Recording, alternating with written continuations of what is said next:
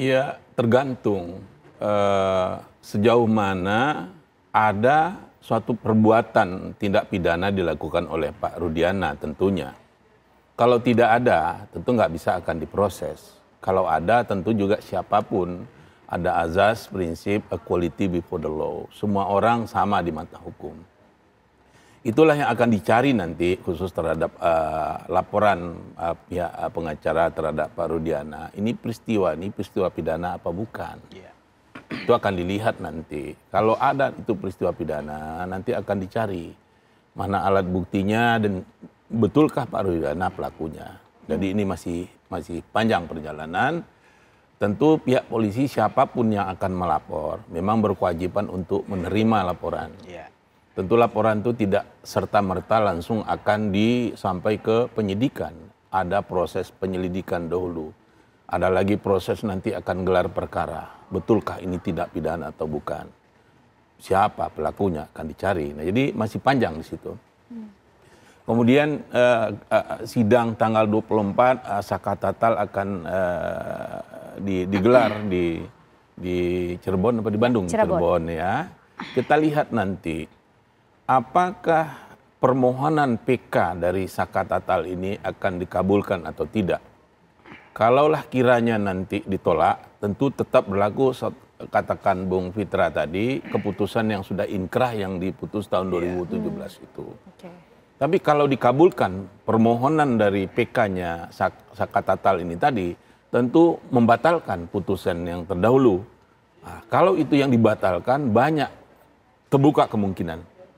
Siapakah di antara orang-orang yang berdelapan, ya ada 8 kan 7, ini sebenarnya yang juga bukan pelaku atau siapa yang ada pelaku nggak di sana. Juga nggak akan otomatis, tentu akan dilihat juga nanti. Karena yang mengajukan PK sekarang kan baru Saka Tatal. Kalau yang lain kan belum melangkah ke sana. Bung Jotek tadi mengatakan ini kan baru melaporkan. Ini menarik menurut saya. Ini paling kompleks jika dibandingkan dengan kasus Jessica, kasus Pak Sambo. Ini lebih kompleks persoalan ini dari kasus-kasus itu. Dan tentu polisi harus mengikuti setiap pengaduan masyarakat, memproses tentunya kalau itu memenuhi persyaratan. Sehingga jelaslah nanti ujungnya itu akan jelas nanti. Tapi butuh waktu dan kesabaran kita. Oleh karena itu masyarakat ikutilah. Karena ini kan pendekar-pendekar hukum yang luar biasa. Bung Fitra, ada Pak Hotman di situ, kelompok yang lain, ada juga Bung Peradi, ya Pak Oto, CS dengan Bung Jotek, ada lagi Bung Farhad Abbas, ada lagi yang Tony CS yang di Bandung. Jadi ada lima pendekar hukum yang lagi mencari keadilan, semuanya tentu mencari keadilan. Itu kita dukung. Keadilan itu harus ditegakkan. Katanya Fiat Justia Ruat Kulum. Keadilan harus tegakkan walaupun esok hari bumi langit itu akan runtuh. Dan itulah tujuan hukumnya hakiki. Katakanlah di mana cari pengadilan, tentu tempat di pengadilan. Pengadilan itu ada sistem peradilan pidana. Ada tahap penyidikan, nanti ada tahap penuntutan, ada tahap persidangan, ada tahap pelaksanaan. Ada semua exit di situ. Bisa nanti SP3 kalaupun dilakukan. Lanjutnya bisa SKP2, polisi juga penuntut umum bisa menghentikan.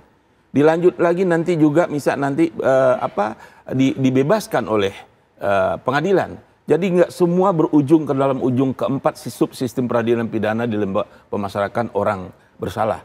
Ada 3 kemungkinan terhadap putusan pengadilan. Pertama, 191 ayat 1 KUHP kita, orang itu akan dibebaskan. Firisprah. Tidak terbukti unsur bestandil delik yang ada di dalam unsur pasalnya. Nggak terbukti orang, dia akan bebas. Kemudian ada yang 191 ayat 2, dilepaskan onselah van arrest vervolging. Lepas dari segala tuntutan hukum. Kapan ini terjadi? Dia terbukti melakukan tindak pidana, akan tetapi ada dasar penghapus atau pemaafnya dia. Dia nggak juga masuk ke penjara. Yang ketiga adalah khestrah, orang itu akan dipidana. 193 KUHP kita, apabila terbukti melakukan tindak pidana tidak ada dasar penghapus pemaaf, inilah yang akan. Jadi hanya 1 di antara kemungkinan. Ini sedang berproses. Karena ada keraguan terhadap putusan yang kasus tahun 2016 di situ, ada keraguan di situ. Dan ini kan dibuka. Memang KUHP kita membuka jalan di situ.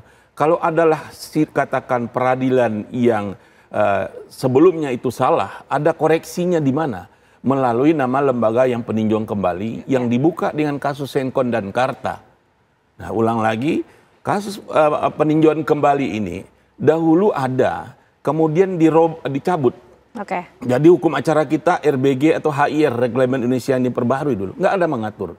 Ada Senkon Jakarta, ini nggak benar juga. Ternyata ada yang mengaku dia berbuat, ini nggak bersalah. Kan nggak boleh menghukum orang yang tidak bersalah. Lebih bagus menghukum membebaskan orang yang bersalah daripada yang bersalah. Nah, inilah langkah yang akan ditempuh nanti. Ada beberapa kemungkinan. Dan kita bersabar mengikuti. Kita bersabar mengikuti sampai nanti babak akhir, Bung Jutek. Ini seberapa penting sih, urgensinya apa keterangan dari Ibtu Rudiana untuk langkah ke depan dari 6 terpidana? Sangat penting lah Mbak Ane, karena Ibtu Rudiana ini kan yang melaporkan pertama, lalu di BAP poin 5 ya langsung menyebutkan nama-nama 11 nama, sehingga itulah yang terjadi. Walaupun kami nggak mengungkapkan fakta lah di sini, apa yang disampaikan Pak Ito semua kita hargai lah. Kita tidak ingin menjelekkan institusi, kami berulang-ulang sampaikan ucapan terima kasih institusi Polri membuka diri untuk membuat terang peristiwa ini. Ya kalau kami mau bicara dari rangkaian peristiwa banyak kejanggalan. Kalau bicara bukti, ya kan, selain keterangan saksi, ya kan, tadi dipersoalkan tentang visum, nggak ada otopsi, ya visum 1 dan visum 2, ya kan. Apakah itu ada keterangan, ada darah tersangka di situ? Kalau dikatakan ada perkosaan, apakah spermanya milik siapa? Ya kan, itu kan hanya otopsi ini hanya umum, ya, itu keterangannya hanya saksi. Lalu benda yang digunakan, ya kan, batu atau apa namanya, pisau, apa pernah diuji? Itu darah siapa yang nempelnya? Benar nggak pisau itu yang menusuk ke tubuh korban? Itu yang kami pertanyakan, maka kita uji, kan gitu kan? Kalau memang semua yang kami sampaikan itu tidak mendasar, ya nggak apa-apa, kan gitu kan? Ya silakan saja.